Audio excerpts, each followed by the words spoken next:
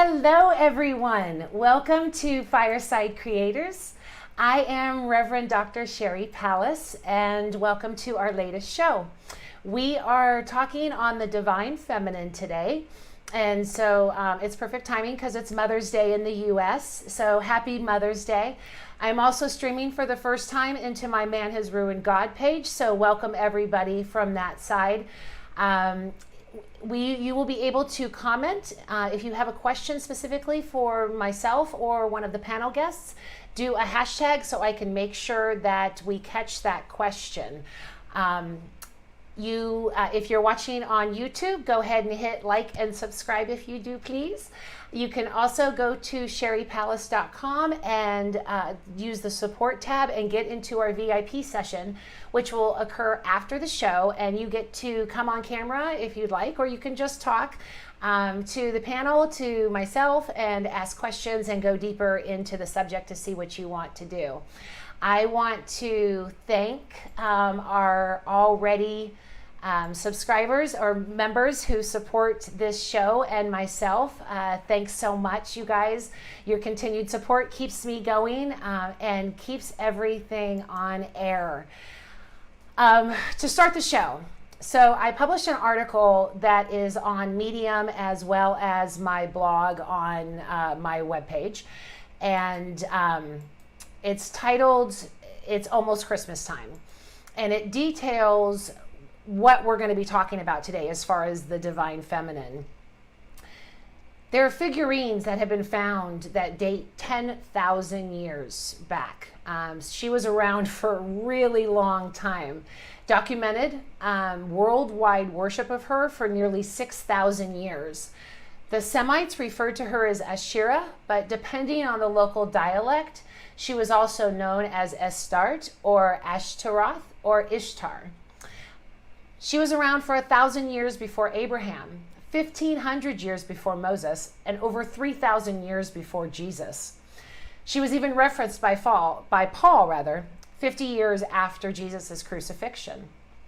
Mary took the role starting in the Middle Ages and was finalized in about the 12th century. Images, tokens, and all worship of the goddess were virtually erased until the Ugaritic texts were discovered in 1929. So that's why we're talking about her today on this Mother's Day weekend. And we've had a little bit of some changes going on. This is a reschedule and all of that. So I want to welcome everybody who's with me now. And I also want to welcome my panel guest, where we have Ana Garcia Lucas, and she was born and raised in New Mexico. She is a wife, mother, and a veteran. Ana earned her MDiv at the Episcopal Divinity School at Bexley Seabury Seminary. A Reformed Roman Catholic, she is now an Episcopalian spiritual mystic, probably a heretic, and a lover of coffee, music, green chili, and good jokes. Welcome, Ana. How are you? Hi, how are you? Thank you so much for having me. I'm so glad for you here. We might still get Beth on, but because of technical difficulties, that is kind of iffy right now. But welcome. I wanted to thank you so much for being here, and let's talk about her. What is your impression? Where do you want to start? I know you talked about Lilith. Yes. But, you know, the divine feminine was silenced. In fact, the picture I used for this episode was of her having her face marked off because she was chiseled away. They literally tried to silence her. And now I want to celebrate her and tell people about her, because in finding her myself, it gave me a whole an attachment to a God that was always so masculine to me. Yes. And as you mentioned in my profile, I was born and raised Roman Catholic, and especially in the Hispanic community, women were way down here. You were submissive, you were silent, you took care of anything, but you got credit for nothing. Yeah. My opinion, my words. And there was a lot of who I was. I thought Beth popped in. There was a lot of who I was as a woman, as a girl, as a female, that I didn't want to acknowledge because it felt dangerous, especially in the military. You were automatically assumed to be weaker than anybody else. So a great deal of my femininity was pushed down and put away, and I tried to play up my masculinity. It wasn't until I Interesting. went to seminary and found the both and. We are both and. We are both feminine and masculine. You don't have to hide one to leverage the other. They're complementary. And as I got further into studies, and especially with my relationship with God, I could see how the creator, the birther, the nurturer, the mother, how everything was born of a womb to a womb, and it's cyclical. It just keeps going. Now that our son is having problems, mental health problems, I've realized the importance of being both strong in a masculine sense, what's traditionally thought of as masculine, and even more so strong as that nurturing female, because we don't often hear about that. At least I didn't. No. Seeing God as a mother, as feminine, as both soft and strong at the same time, has helped me to look at things like the ocean, which is both soft and strong at the same time, the Oh, I like wind, that. which is both soft and strong at the same time, love in and of itself, which is both soft and strong at the same time, and on and on and on and on. As you said, it really just helped me reconnect with what I severed. And I like the way you said chiseled off her face, because it feels like we almost have to do that to be taken serious as people, Yeah. to chisel off that feminine aspect of us, or we're not taken seriously, or we are put in danger.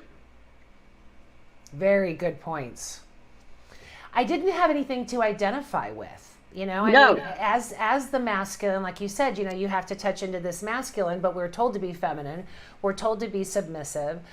And it never made sense to me how there were just two dudes in the sky, but yet Right.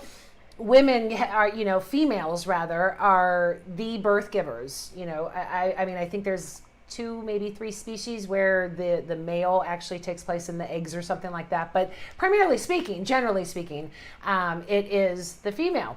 So how could we have a creator without the creator that is here? And then in finding this out, it changed everything for me, because it not only gave us power, it also gave us an identity, and it did give the warmth. The Abrahamic God is so angry and so you know, controlling, and he, you know, if we want to look at it as truly the father figure, the disciplinarian, but that we missed the comfort, the concern, that, you know, like you were saying, the feminine aspect of that. And to lack that, I think, has added so much shame and has enabled the patriarchy to just blossom and bloom and go from there. Yes. And it took all of our power away. Yes, it did. And why? Maybe that's what I don't necessarily understand, except a fear of men to be looked at as objects, as women were at the time, right? You were a thing, you were a possession, you were Property. a show. Yes, you were a show of wealth and status to the men. And yet, like you were saying, the God in the Old Testament is so far removed. I mean, to the point where passive aggressively kicking people out of Eden, which that's a whole other discussion. But it's not. But it's not. You're right. because that is exactly where it started. And in fact, if we Yes. look at Ashera, she was recognized as a snake because snakes were known for their fertility back then. They could have up to 100 babies at the time. She was known by fruit. The Ashera was celebrated by a tree, and people would come and bring fruit to her. So there's the apple. Right. So now we all of a sudden have the symbols of the goddess being literally demonized and calling for the fall of man, which is directly attributed to Eve. And they would have known that back then. They would have known that, you know, the snake and the apple and all of that were symbolic for Ashera and, you know, Astarte and Ishtar. So that was symbolically saying, if you worship this, you are going to fall. And that created it right there. It's literally since the start of the Hebrew Bible and the start of documented of man. Yes. And it painted, number one, it painted women as evil and conniving, as something to be feared by men. And at the same time, it made God, like you said, absolutely masculine. And because of your conniving way, woman, you both are doomed forever and ever. Yeah. And it just felt, especially as a little girl growing up hearing that, there's like no way out of this. How do I stop being who I am to be able to walk in this church and feel like I even belong? Because I will always be the daughter of Eve. And even with Mary, right? Growing up, she was depicted as the submissive, quiet, meek handmaiden, whereas holy cow, what a badass she was. I mean, if you think about it, a young girl suddenly with child, talking with the Holy Spirit and the angels, and oh, by the way, you're about to get pregnant, and oh, by the way, this is the most powerful being here on earth, and oh, by the way, you both will suffer greatly, but don't worry, because God's with you. That is a lot to put on a teenager, and she took it. She said yes. Somehow, we weren't taught that. Why? No. Why not? I think, can you imagine how much different we might have grown up knowing, number one, it wasn't all our fault. Number two, there was no fault. And number three, Mary, the one who brought love and logos and the embodiment of the divine onto earth, she was strong. But yet she's considered nothing more than a tool. Yes. I mean, she is the vessel. She is the tool that brought the Savior. I mean, so even then, she's belittled and demeaned to, you know, something that was, yeah, you know, here's your tunnel, here you go. It's, in studying all of the religions, there's actually, with the exception of the pagan religions, which I'm going to have a show on the pagan face in a couple weeks, but with the exception of the pagan religions, it's across the board that women are demonized. In one of my favorite religions, the Jains, where everything is sacred and they brush the ground before they walk and they knew about microorganisms and protecting all life, they feel that women are not the ultimate reincarnation because of our monthly cycle, and we're killing organisms at that point. So even the most, you know, giving and loving life, we are still demonized because of our biology. And to say, you know, there's a joke, you know, a woman who bleeds for 10 days and still lives, and that scares the crap out of men. They just can't handle it. And so let's, you know, go in and let's make sure that they stay down and they're not powerful. And Lilith was a great example of that. I had never heard of her. I think there was one point I heard of a Lilith in the Bible, and it wasn't until I started broadening my view of friends. That sounds sad, but broadening my friends' base and being introduced to Lilith as the first woman. Eve was the second, you know, woman 2, woman 2.0. Lilith was the first. I think it was in is it the Jewish Bible? The Jewish The Midrash, right? Midrash, yes. And it was because she didn't want to be beneath, literally beneath Adam. And was like, later, dude, because I'm not doing this. Then, as you said, everything about her became demonized. Well, she ate babies, she stole babies, she killed babies, she seduced men. She's the reason that they have nocturnal emissions. It's all of her fault. Really? Yes. One of the things I love about the story is they say that God sent some angels to try and convince her, and there was demons in the water, and then she's like, "No, don't need you. Don't need you. Go away." Yes. Which, if you think about it, Jesus in the desert, Lilith in the water, the yin and the yang, the feminine and the masculine, the aspect of you will not change who I am and what I'm here for. Yeah. Where would we have been with that? I don't know. I look at where women were in the Bible, how that has impacted our past and our present, and how we've stopped and said, wait a minute, we are pretty strong beings, as you said.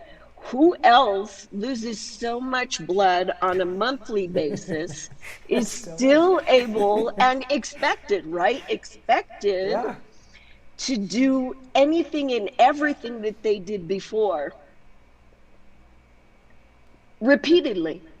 Well, and even during that literally the period, women used to have to be isolated for that amount of time, and then go through a cleaning ritual and kill a bunch of birds, and do all of these sacrifices because they were dirty, and and they needed to atone for their sins of our biology. There was a big change when we became a society, ironically enough. When men used to go off and hunt and they would be gone all the time, women ran the communities. They ran everything. They had the power of the communities, except for when the men would come home. When we developed more societies and people started sharing and trading as opposed to going off and hunting and doing all of those rituals, the men took that power and brought it home. And then all of a sudden it was the woman is not going to be in charge of the society, the man is, and therefore developed the Abrahamic religions and the one God. So, I mean, we really can break it down to a bunch of really soft egos. Yes. And you see this repeated in things such as Rosie the Riveter, the women's baseball leagues, all these things that, hey, we jumped in and we entertained, we worked, we produced, we kept things going until the men came back. And like you said, there was an aspect of wait, what is our place if you're able to take our place? When it was never about taking anybody's place. It was how do we harmonize this? How do we become helpers as God intended us to be? And not you men, to be so afraid of being less than or seen as feminine. How do we do this so that we can live in harmony? And why do we have to make that first move? Well, and it is. It's an equality, and that was one of the things that I appreciated about the Adam and Eve story, was being the taken from the side. Sam's the Lilith story. That meant that there was a partnership. Where the property came into play, was pretty quickly afterwards, and as soon as she ate from the apple, and she was the reason for the fall of man.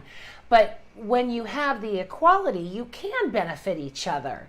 When there's a power struggle is when things go awry, when things, start to collapse, and when you become a property or a possession or controlled or something like that. For me, it was always, there was a dichotomy because my mom being an evangelical, wanted me to be the submissive Christian.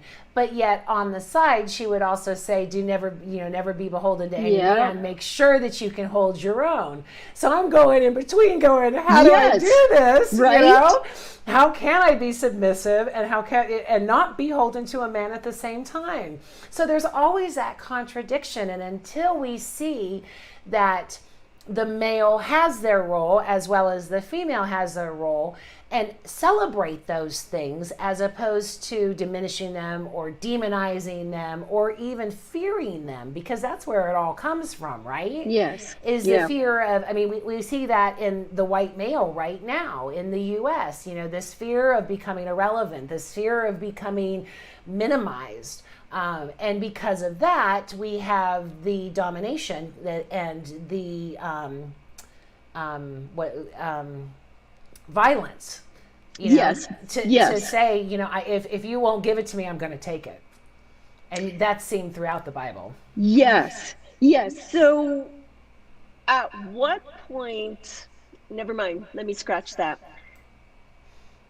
This marriage that I'm in now, I had never thought a relationship could be a partnership, especially in a marriage, because that's not the way we were brought up.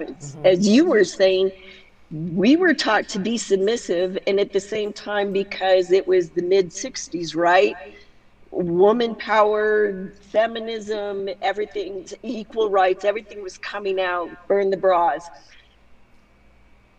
When it came down to what works for that relationship, whether it's you're both contributing equally or your talents and your gifts are contributed in this way, and these talents and these gifts, because that's what's in the Bible, you are to give according to your gifts.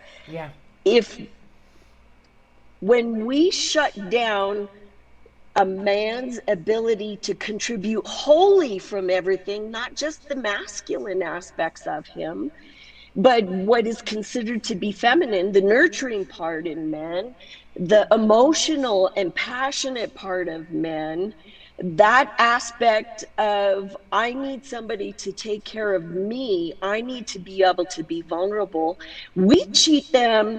Society cheat them out of so much. We cheat them out of being whole, just as we're cheated out of being whole. That's such a good point. That is such a good point.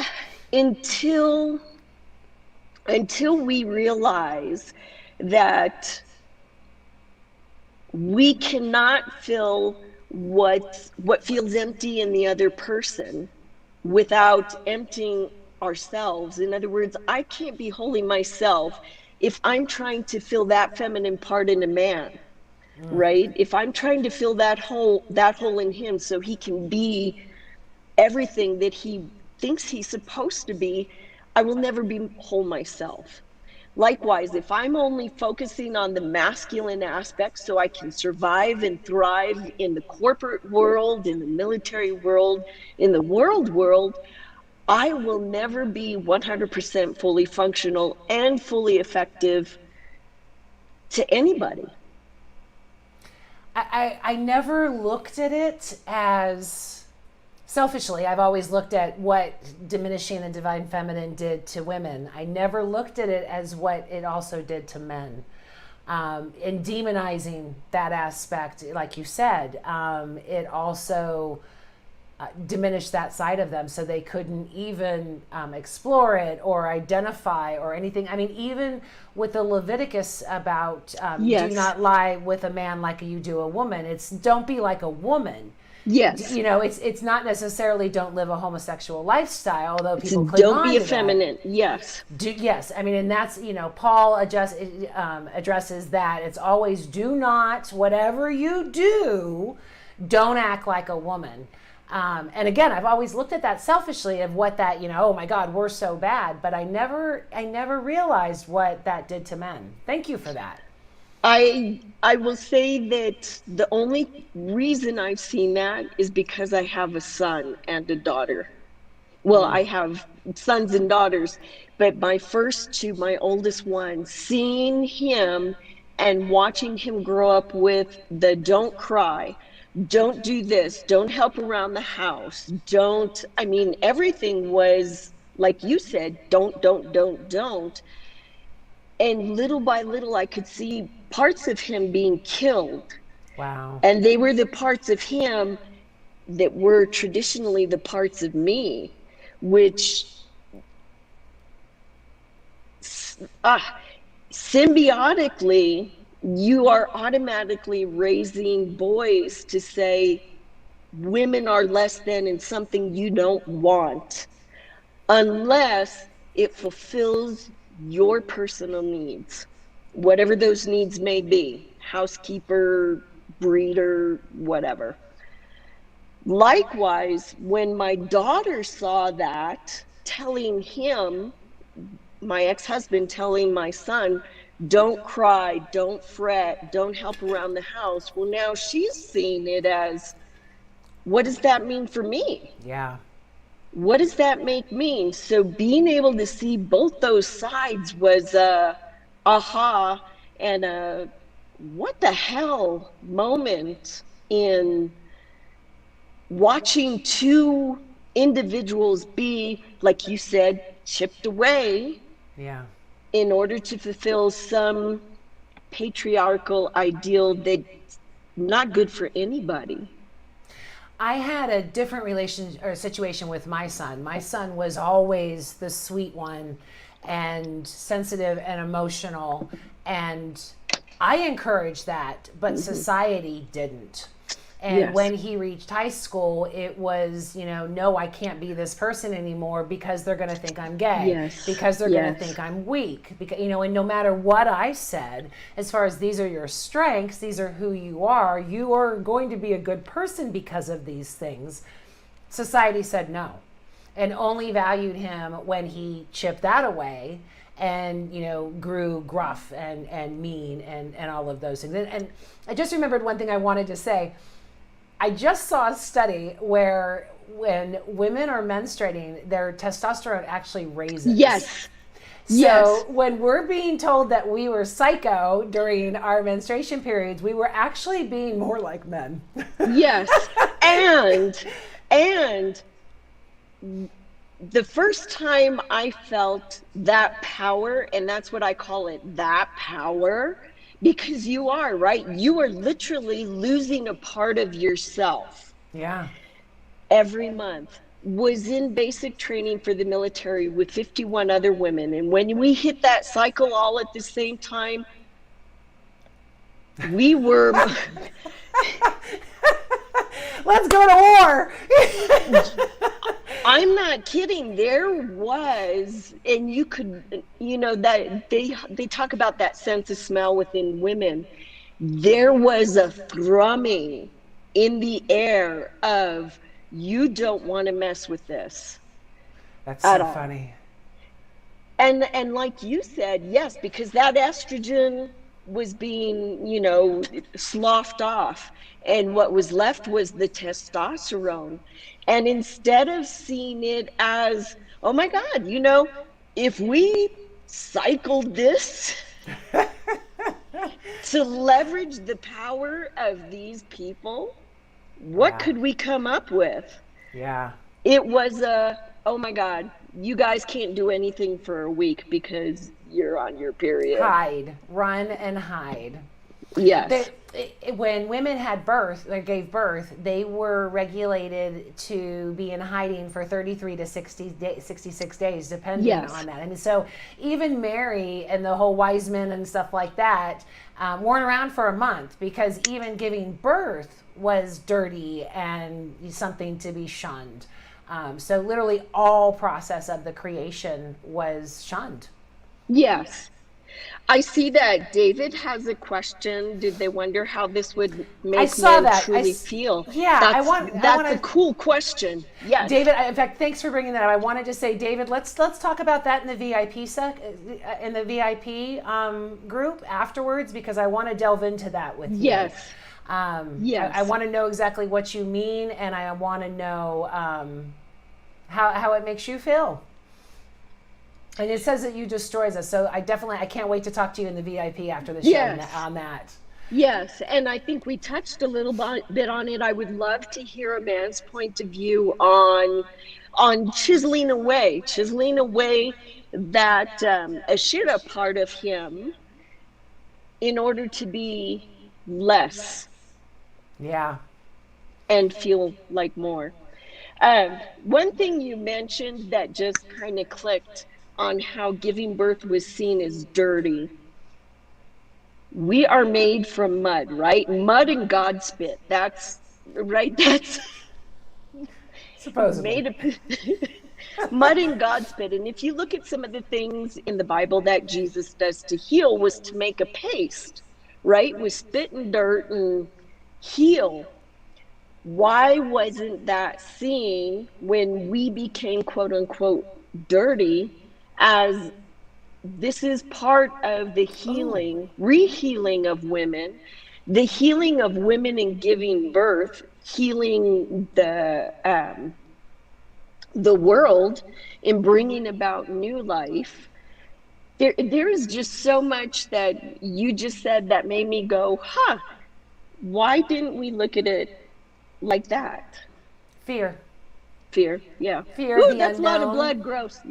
Yeah, it's it's disgusting, it's gross, it's pain. I don't understand it, so it has to be bad. Yes. Okay, so what you just said, it's pain. And childbirth, pain, massive pain. Menstruation, massive pain. Would it be that aspect of helplessness that the men felt in those times? I can't fix this. I can't help her. There is nothing I can contribute. So it must be evil. So it must be evil. If I can't help, if I can't quote unquote fix this, right? Because that just tends gave me to goosebumps. be, yes, that tends to be the masculine aspect. How do I fix this now? And if I can't fix this, I think you said it earlier, where do I fit in? I'm inadequate. What is my role in all of this? Instead of being seen as I need the presence, just like we need the presence of God, we need that witness, that being with. Instead of that being enough, having to do something human, something tangible, was what was focused on, versus no, I need the presence. I need the God presence that you bring to me as a partner, as a helper, as a spouse, as a father. Well, the ego always destroys the balance, right? I mean, as soon as the ego comes in, you lose the yin and the yang. You lose the balance. You lose the equality, because someone has to be better. Someone has to be more. And then once that balance is lost, then it's a power struggle. And because women are not the physical strength, but the emotional or the mental strength, we were going to lose. In a world full of savagery and hunting to eat and trying, fighting other clans to survive, we didn't have a chance if we didn't have that physical strength, because that's what mattered back then. Now, as we evolve and mental and emotional strength are tending to be more valued than physical strength per se.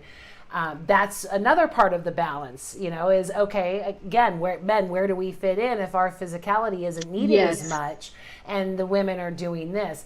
And I shared a meme on Facebook about a year ago where it had women in cat outfits with whips and men wearing G-strings cracking rocks. It said, the feminist utopia or something like that. And I shared it because, as a joke, but that's how it's viewed. If there's equality, all of a sudden the boys are going to be in G-strings cracking rocks and we're going to be whipping them. No, we just want to be your partner. We want to be your equal. We want to see our strengths valued as much as we value your strengths, because we've been valuing your strengths for 3,000-4,000 years at this point. Can we get a little bit of can we get a little bit of recognition here? Which is why I wanted to do this show so badly. Yes. There is one thing that one of my superiors had told me in the military, especially as the senior leader whose job was to take care of other people. He had said, women make the best, it's a first sergeant, women make the best first sergeants because you have the ability to be soft in a leadership role when people need that nurturing, that guidance, and you're not a threat to them as much as a man would be. And I guess there was a part of me that thought, that feels like a passive aggressive backhanded compliment. I understand what you're saying. I can see that. You're good because you're weak. Yes. You're seen as weak, therefore, Yeah. And at the same time, I thought, my being seen as smaller, weaker, less of a threat makes me more powerful in the job that I need to do, because I can reach those aspects, especially in the males who needed nurturing and somebody to listen and somebody to, I'm so sorry, here, let me cry with you. That was not threatening, and they wouldn't feel less than in those moments than they might have with another man. And again, that goes back to how much that cheats men as much as it cheats women. Yeah.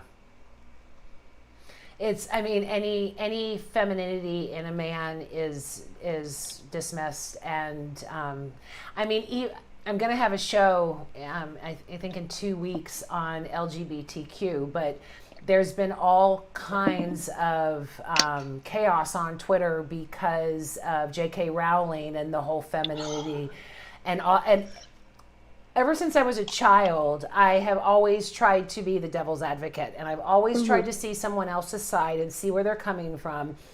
And I really went through the process with her on this because, it was, okay, I see what she's saying, and she wanted to rename it as those that bleed. But probably TMI, although this whole conversation has been, I no longer bleed. So am I not a woman? Menopause here too, yep. And any way that it's like, okay, well, this man wants to be a woman, and that's not going to be okay, and we're going to degrade those levels of femininity to prove that man isn't the woman that they want to be. So I went through all the process going, okay, well, is it a uterus? No, I don't have my uterus. Is it breasts? I had breast cancer. No, I'm still a woman. And so the changing of the definition and the acceptance of that has come a long way. Yes. Obviously, we have the vote, we have these types of things, but it's still being diminished. It's still being created as lesser than and joked and dismissed. We are still being reduced to, can you breed? Can you bleed? Do you have boobs? Because it's not even about nursing anymore, right? No. That's a shameful thing now. Can you bleed and can you breathe? That's what makes you a woman. And that reduces people down to processes versus I'm a woman because of how I feel. Tools again. And even at that, how I feel is not necessarily all feminine, because when I was out deployed with a bunch of guys, holy cow, the power that I felt in some of the stuff that I was doing that I would have never done as a quote unquote female was a high, and typically associated with the guy. When I used to go to the gym and power lift, that high, that testosterone, right? Mm-hmm. That burst of testosterone was a high. And it was fantastic. But now I am looking at that power, that adrenaline, that rush as, oh, this is not me. When it is. It absolutely is. We are made up of all of that. Not the breeding and the bleeding only. I hope we get to the point where we are not viewed as tools. I mean, because, you know, that is the breeding and the bleeding. You know, it's Handmaid's Tale all over. And I mean, to be able to not be feared, to be able to be respected, to be able to honor both sides. You know, I mean, I am 6 feet tall, and so, you know, I'm not this normal woman that walks in, and I have found a lot of men want to fight me. It's like, why?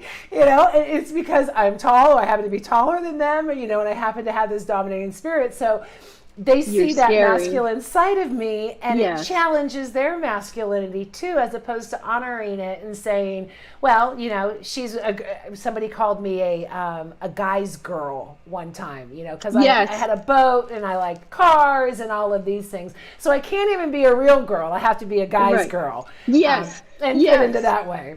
Oh, you're like one of the guys. Yeah, I don't know how many times. You're pretty good for a girl. I don't know how many times I heard that. Yeah, exactly. And at the same time, it was, you know, if you cooked as a man now, I mean, the baking shows have kind of brought that back. But if you did that, you were feminine. If you took care of kids, I mean, it was such a tremendous thing for a man to be a single parent, and there were so many women going, wait a minute. Mrs. Doubtfire, one of the famous movies. He had to become a she in order to get the job. He had to be, right. Oh my gosh, yes. And why? What was it? What was that, Mr. Mom? Mr. Mom. It was so. I mean, now it's kind of common. Men are staying home. You know, the responsibilities are being shared. But yeah, I mean, they've literally made movies about how odd it is for men to be taking care of children, and how bad it is, and how much you should want to transcend that and go back to your place. Yeah, leave the house. Instead of, hey, do I like this? Is this better for my children? Better for my spouse, my partner? It's how a couple can carry a log, right, in their relationship. Yeah. Maybe it's at the ends. Maybe you both carry it easier in the middle. Maybe you need a trolley or a truck to carry it. Whatever it is, it's how that couple gets that log from one place to another, and not necessarily, well, this is the right way, this is the wrong way. Yeah. Again, the balance. Yes. Oh, yes. Yes, the balance. One of the things is, you know, in Genesis it says that we are made in our image. So even from the beginning, we had the clues that she was there. Even from the beginning, we had those feelings of, could there be something else, and the not making any logic out of two guys in the sky, right? You know, or Mary being this subhuman in order to be recognized, and it's just tragic. I'm so thrilled that this conversation has looked at the male aspect and how it's impacted them too, because I didn't foresee that coming across in this conversation. You know, I labeled it the divine feminine, and we're going to talk chick shit. You know, I think I said to Beth, chick chat, you know. But to see how badly and adversely affected men really needs to be addressed too, because that will bring the balance back. When we honor their confusion, when we honor their lack of, and being denied of who they are, then that should give them some sense of power again. Because when we honor someone, that gives them power. Yes. And why do we want to cut out the Sophia in the God, Jesus, and the Holy Spirit? Why do we want to cut out that aspect? Why don't we want to look at Jesus and the untraditional aspect that his journey took, which wasn't all masculine, I got to take 50 wives and breed everything that walks by and amass fortunes and estates and everything. He also performed duties, washing the feet of his disciples, that were looked at as women's work, right? Less than. You were less than if you washed somebody else's feet. Yet he took on that role. Why don't we highlight those as these are the nurturing, the loving, the tenderness that Jesus had, that should have been examples to both men and women, the spectrum. I don't like the binary aspect. The spectrum of who you can be instead of just this one. Jesus could not have, well, he could have. God chose to bring Jesus into this world with a woman, not in spite of, not despite of, not in place of, with a woman. And if even in the Bible, in Genesis, when Eve has the baby, the first thing she says is, look what God and I have done, or look what God has done with me. Adam wasn't even in it. There was that recognition of, this is an important aspect of a womanhood, this ability to create in concert with God, not in place of God, not despite God, not to spite God, in concert with God. I had a bit of an epiphany. Jesus beat death, but he didn't beat birth. Right. Still needed a woman to do it. Yes, and still needed a woman to announce it in so many ways. Mary Magdalene was the disciples to the disciple. I mean, he really did give women a voice. And in the book of Thomas, apocryphal text actually says, all the men are going crazy, going, who is she? Who am I to say that he didn't say this to me? He gave women voices. And that's actually the leaders who have done so are the ones who have made history. Buddha, Muhammad, Jesus. I mean, across the spectrum, ironically, those are the things that didn't stick. Yes, because like you said, fear, right? It was all about fear. What you said about the disciples, I had read that too before. Who was she? All this and jealous because Jesus appeared to a woman. What if a woman had been there with the disciples the whole time on equal footing? Would Judas have had somebody to listen, to act as a sounding board? Judas, really, you don't want to do this. I understand your jealousy, maybe. I understand your fear. You don't want to lose Jesus. I get it. Yeah, but let's talk. Sit down. Let's chat. What if there had been a chat with Judas? There you go. Would that have happened? What if there had been more women to say, look, guys, chill your testosterone, chill your bones, take it down a notch. Quit cutting He's yours really off. He's really saying some good stuff here.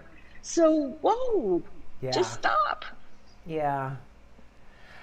Well, I have loved this conversation. We are already at the top of the hour. Oh, we are.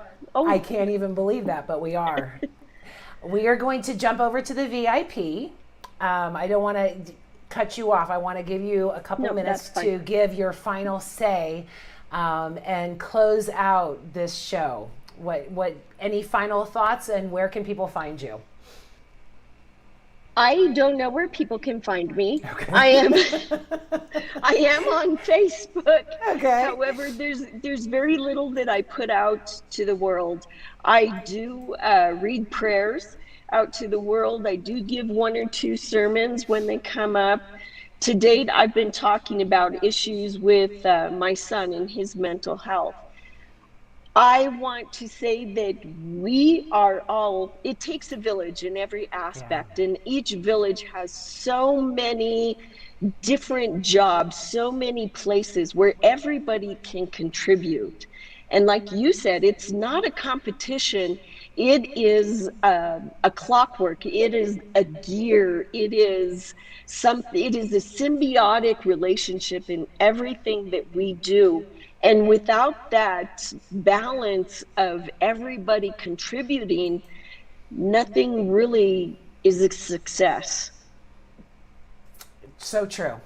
So very true. We've got to have that balance. And until we get that back, I think we're going to have worldwide problems.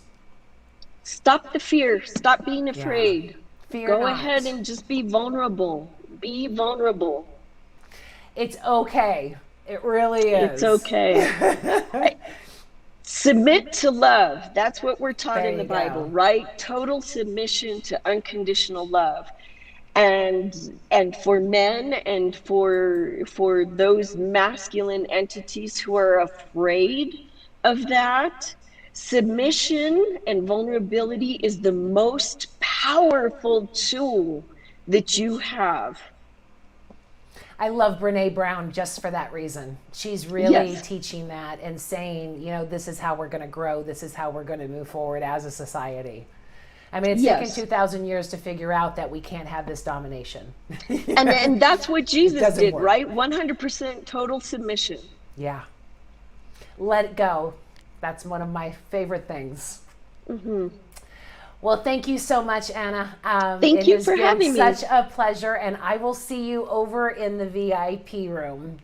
I'm going to sign you off and regulate you back to the backstage. Okay. Thanks so much. Oh, I just love these shows. I get so excited and just so full. I have learned so much from this conversation. And it really gave me some new insight and things that I hadn't considered before. Happy Mother's Day to all of the moms out there and the dads pulling double duty. If you want to join the VIP section, go to sherrypalace.com and hit the support. It's for little as $3 a month. You can chat with us backstage, get on camera, ask questions, and really get deeper into the subject. Next week's chat is going to be on actually Tuesdays in just a couple of days on the voice of God and what that means to our panel and how and if we actually hear it. So that's going to be a really good one too. Thank you so very much for joining and listening to the show. I know we're off schedule today, but anyone who missed it's going to be watching it through YouTube and all that other good stuff. Tell your friends, subscribe, like, all that good stuff, and then go and join the VIP. Thank you so much. I will see you on Tuesday. Bye.